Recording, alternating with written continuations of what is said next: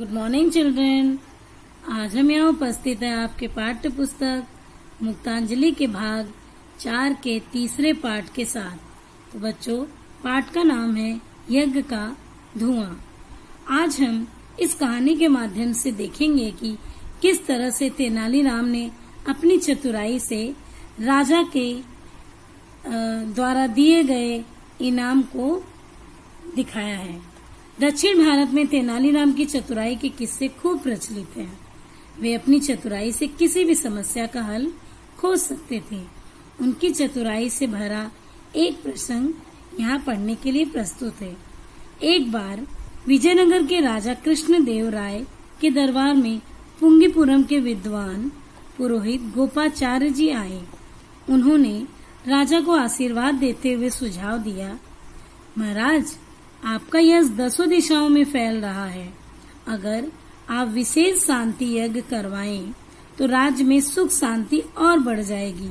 तो हुआ यूं कि एक बार विजयनगर के राजा कृष्णदेव राय के दरबार में पुंगीपुरम के विद्वान पुरोहित गोपाचार्य जी आए हुए थे और उन्होंने राजा का यश बहुत दूर दूर तक सुना था।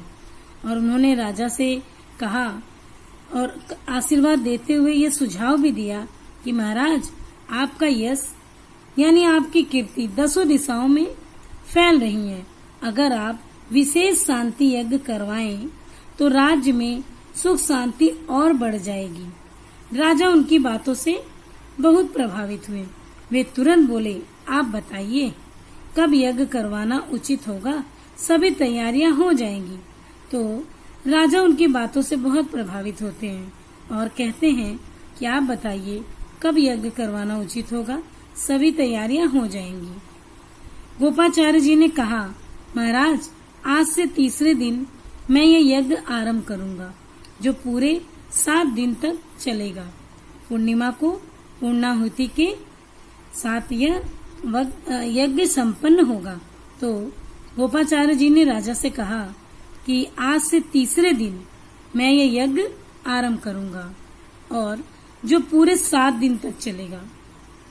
उन्होंने कहा कि पूर्णिमा को पूर्णाहुति के साथ वह यज्ञ संपन्न हो जाएगा। राजा ने उसी समय उस विशेष यज्ञ के लिए सभी तैयारियां करने का आदेश दिया।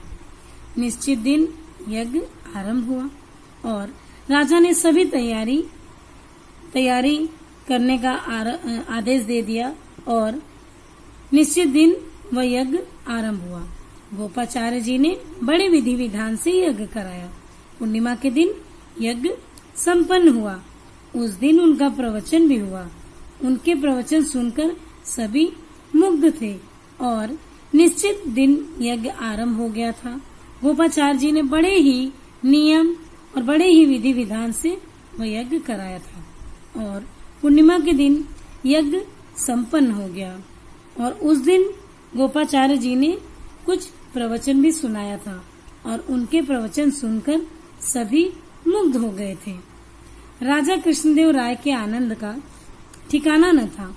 उन्होंने बहुत आदर से सोने की असरफियों से भरी थैली गोपाचार्य जी को दक्षिणा के रूप में भेंट की और राजा कृष्णदेव राय गोपाचार्य जी के द्वारा कराए गए यज्ञ से बहुत प्रसन्न होते हैं और उन्होंने बहुत आदर से सोने की असरफियों से भरी थैली गोपाचार्य जी को दक्षिणा के रूप में भेंट करनी चाहिए। परंतु आचार्य ने कहा, महाराज, आपके और राज्य के कल्याण के लिए यज्ञ करके मुझे जो सुख मिला है वही मेरी दक्षिणा है। परंतु गोपाचार्य जी ने महाराज से कहा, महाराज, आपके और राज्य के कल्याण के लिए यज्ञ करके मुझे जो सुख मिला है वही मेरी दक्षिणा है। मुझे किसी और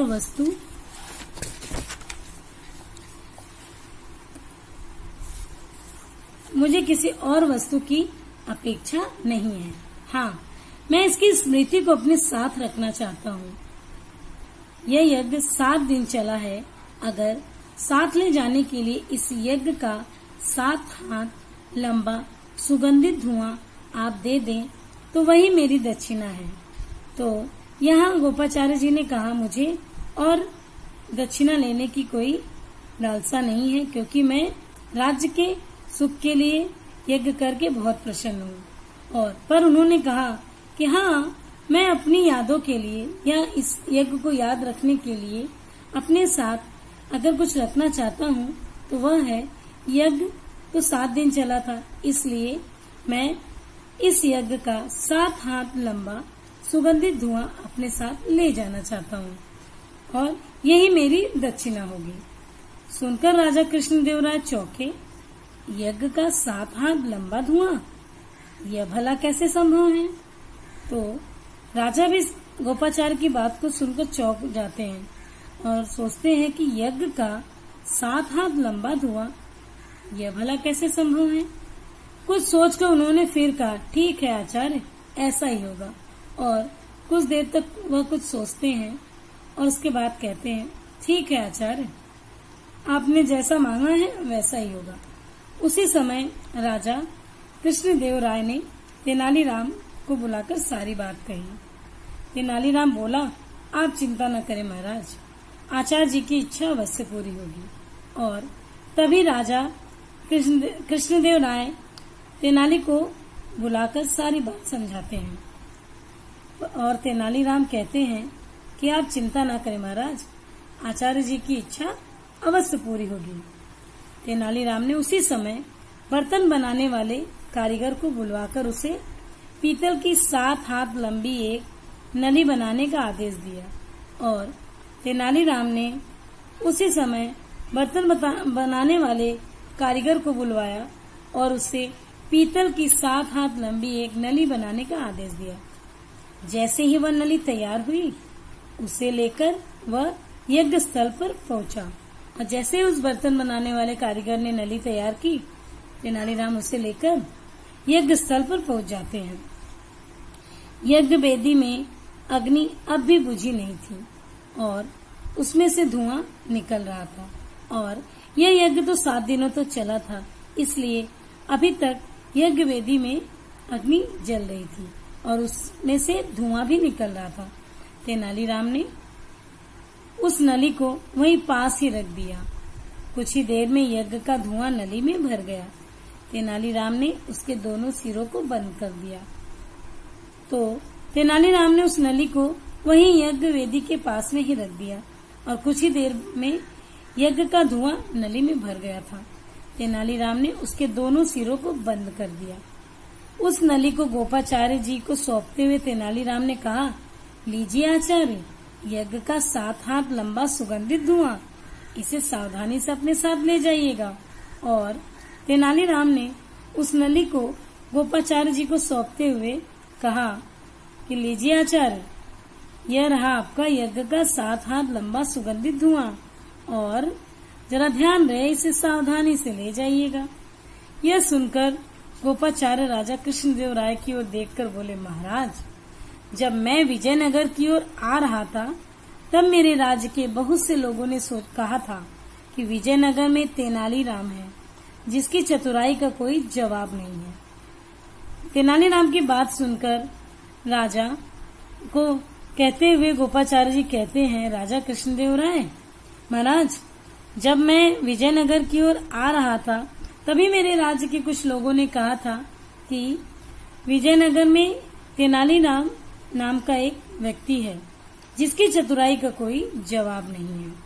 मैंने सोचा चलते चलते जरा उसकी एक छोटी सी परीक्षा ले लूं। तो मैंने सोचा कि क्यों ना मैं भी तेनालीराम की चतुराई की एक परीक्षा ले लेता हूँ। मेरे लिए यह एक आनंद भरा खेल ही था, किंतु मुझे खुशी है कि तेनालीराम इसमें खरा उतरा। पर मेरे लिए तो यह बड़ा ही आनंद भरा खेल रहा, लेकिन मुझे यह खुशी है कि यह तेनालीराम इसमें खरा उतरा। यह सुनकर राजा कृष्णदेवराय मुस्कुराने लगे। मंत्री और पुरोहित ही नहीं, सब दरबारी भी खुश होकर तेनालीराम की प्रशंसा कर रहे थे और गोपाचार्य की बात सुनकर कृष्णदेवराय मुस्कुराने लगते हैं और मंत्री और पुरोहित ही नहीं, सब दरबारी तेनालीराम की चतुराई से प्रसन्न थे और उनकी प्रशंसा कर रहे थे। धन्यवाद।